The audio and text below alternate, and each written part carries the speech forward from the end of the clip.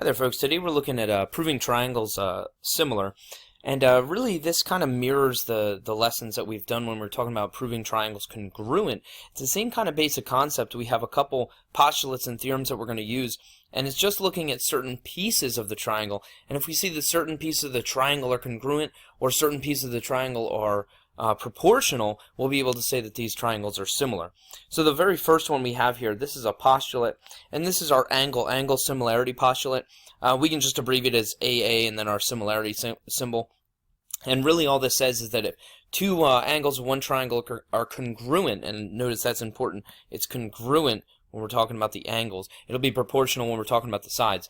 But if two angles of one triangle are congruent to two angles of another triangle, then the triangles are similar. All right, and that's all we need. And really the reason this postulate works is because when you think about it, we have a postulate from way back when, a theorem from way back when. It was our third angle theorem, that if two angles in a triangle are the same, then the third angle also has to be the same. So what happens here with this is we've got three angles that are all the same, and that's part of this thing. But remember, we also have a postulate where we looked at the sides of triangles having a special relationship in correspondence with the angles that they are across from.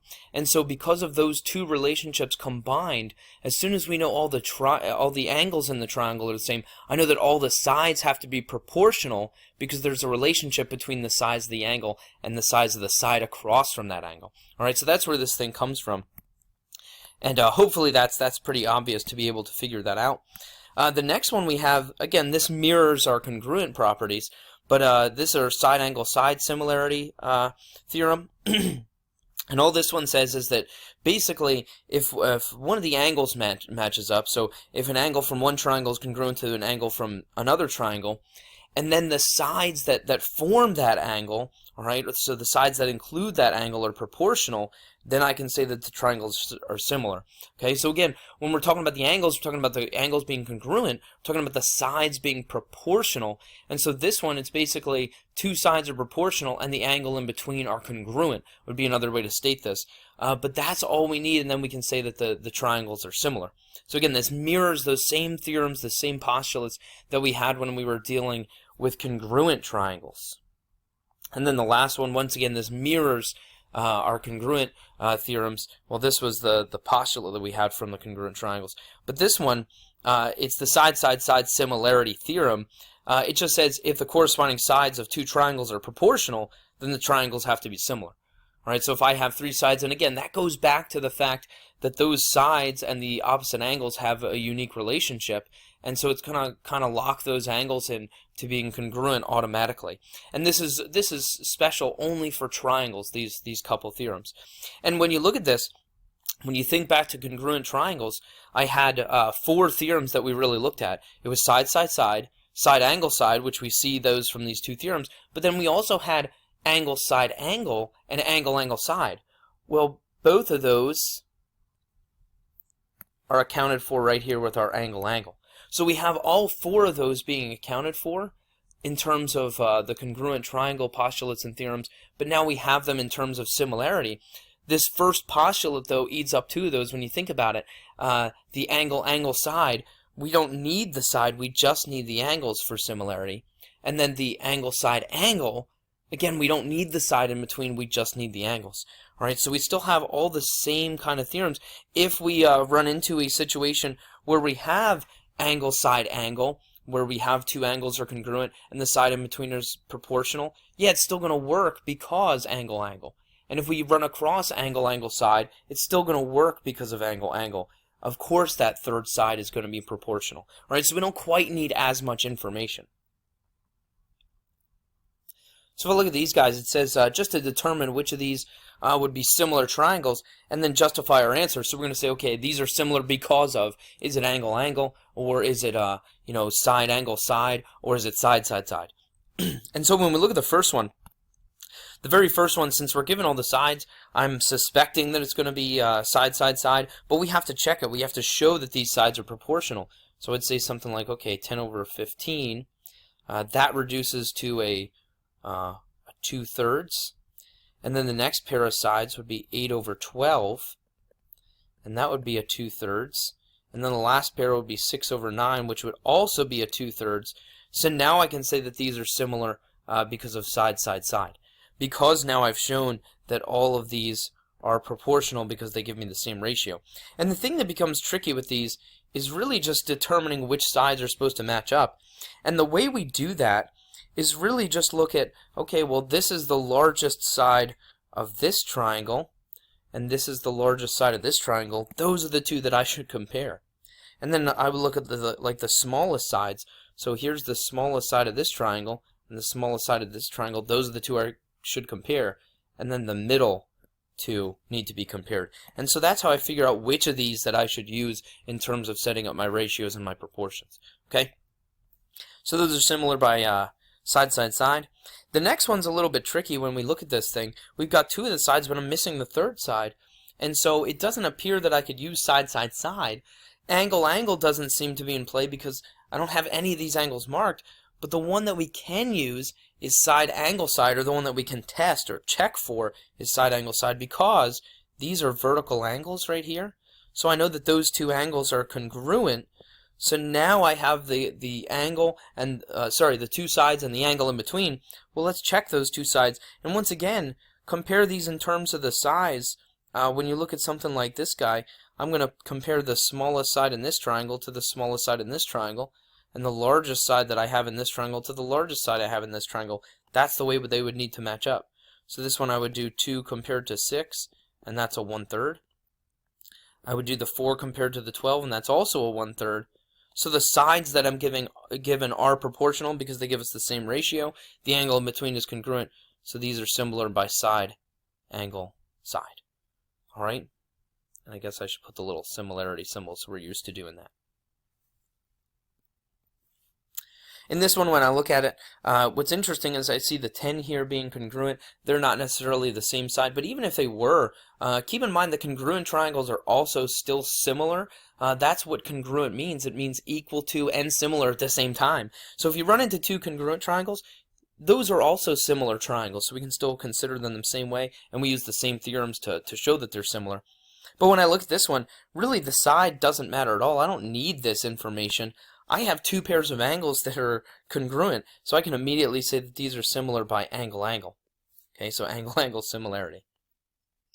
And then the last ones here, when I look at this guy, I've got a pair of angles that are congruent, but then I don't have the right sides in order to match these up. These might be similar, but I have no way of matching this because really if I call this and I call this one X and this one Y, when I start pairing these guys up, I would have to do this. I would say, okay, 6 compares to 7. I would say the X compares to 8.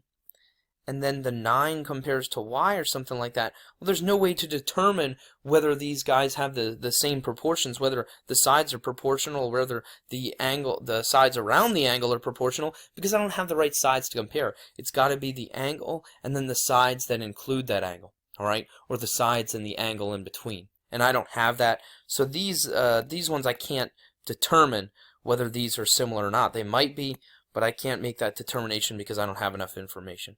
So I say I can't determine this, or just not enough info.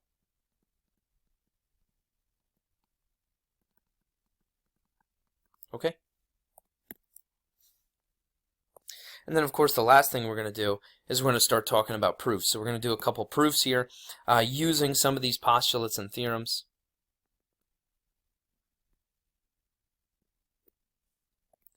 So I've got to bust out my statements and my reasons here. I'm going to start with the given, of course, because that's what I always start with. So AB being congruent to BC, EF being congruent to FG, and then angle A being congruent to angle E. And I'm going to label these on the drawing just because that helps quite a bit. So I know that these two guys are congruent. I know that these two guys are congruent. That was part of my given. And then I'm given that these two angles are congruent. And so when I look at this, it gives me quite a bit of information. The first thing I should notice, once I labeled those sides as being congruent, is I should notice that triangle ABC, as well as triangle EFG are isosceles triangles. And that's because of my definition of isosceles triangles. Oops, I forgot to write given up here. Sorry about that. But this is because my definition of isosceles triangles, because isosceles triangles are triangles that have a pair of congruent sides.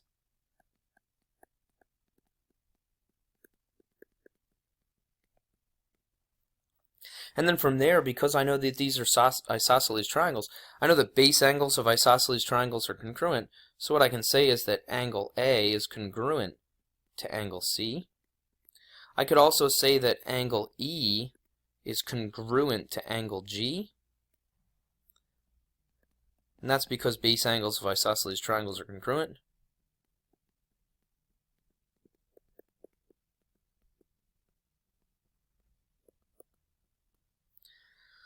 And then from there, let me label this on here, so those are congruent and these are congruent. And now the statement that we should notice, and really this should be obvious, is that angle C and G are congruent.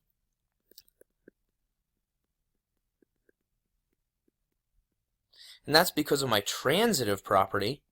Right from my given, I have that A is congruent to E. I also have that A is congruent to C. And that E is congruent to G. So through a kind of a roundabout way, I can easily get from C to G if I go C is congruent to A is congruent to E is congruent to G. So it's my transitive property through a couple different steps. But once again, it's my transitive property. And then from here, I have that A and E are congruent. I have that C and G are congruent. So I have two pairs of angles that are congruent. So now I can say that triangle ABC is similar to triangle EFG, and that's because of angle-angle. And that's my angle-angle similarity postulate. Okay?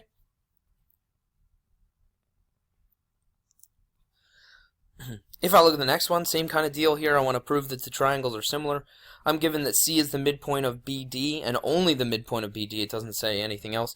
And then we have the given measurements. So we got to kind of look at the diagram here to come up with those. Let's start with my statements and my reasons. And for my initial statement here, I'm going to say that C is the midpoint. I should use a capital C. So C is the midpoint. And then I'm just going to say things like AC equals 3, CD equals 6, and CE equals 12. That's a little bit easier than saying, hey, look at the given measurements. But that's what's given. And now from here, first of all, I should know that BC, the measurement of BC is equal to the measurement of CD, and that's the definition of my midpoint.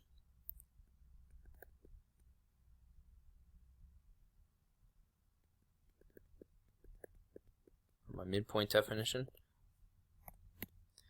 And then from here, I can easily say then that BC equals 6. And really, that's just a bit of substitution when it's all said and done. We could also really justify that through the transitive property. Would probably be more technical here. So we'll say transitive. And then from here, since I know that those two are each equal to 6, now what I can start to do is I can start to set up the ratio of these sides. I can also say real quickly, if I look at this guy, let me do this first. I should label this guy as 6. But then let me call this angle 1 and angle 2. I'm going to start there. I'm going to say that angles 1 and 2 are the same, or that they're congruent. And that's because those are vertical angles, and vertical angles are congruent.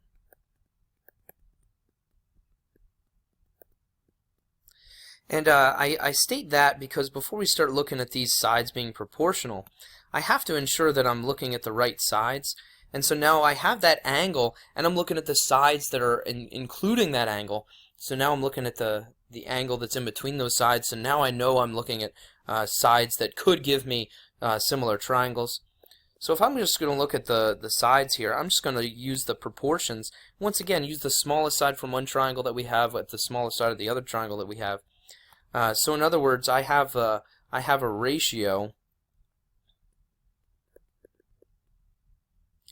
from triangle ABC. Well, I'll just say this: the ratio of AC compared to CD equals 3/6, which is 1/2, and you can go ahead and just reduce that right away. Also, the ratio of BC to CE, that is 6/12, which is also a 1/2. And that's just my definition of what a ratio is. So I'm just defining these ratios. Comparison of two numbers by division. And then so from here, what I can do is I can say that those sides are proportional. So I'm just going to say that the sides are proportional. If I could spell proportional.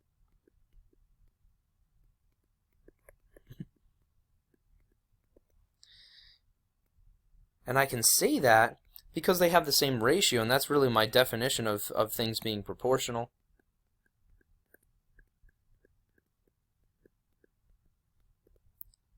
And now from here, I have the angles are congruent. I have the sides that include that angle proportional. So now I can say that these two triangles are similar.